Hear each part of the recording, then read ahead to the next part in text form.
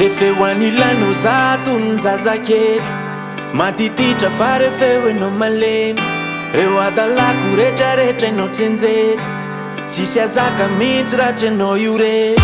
lay fisinao metraika aty anatiko mandory ilay fitiavanao fatantiko enikasambarany enikafalina toy ny mpanjaka rehefa nilanao ritina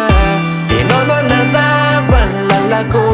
sambanao akareso ny tanako raha elokany mity enao no anakatrana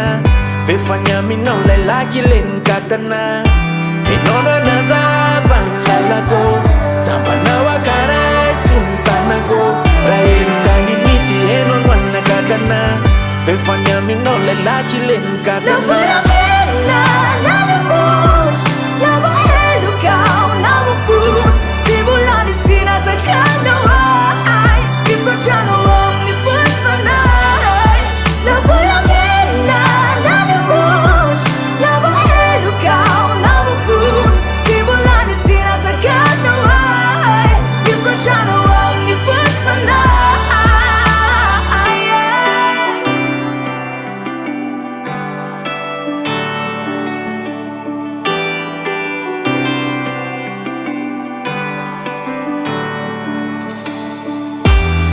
tsy mitanila fa zato isanjato nonomena hoay tsy mila tamine nampiverina ny tempo lay foko efa vato foko anao manontoloko tsy asiko ambine satria ranao na tsy navelanao mosare raha sendra tomany anomenao mosoare tsy mba navelanao raha sendra lavo tsy natositosika ao na mavomavo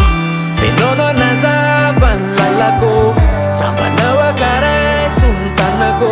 raha elokany mity enao no anakatrana vefany aminao lay laky le nikatana enao no nazava ny lalako sambanao akareso ny tanako raha elokany mity enao no anakatrana vefany aminao lay laky le nikatana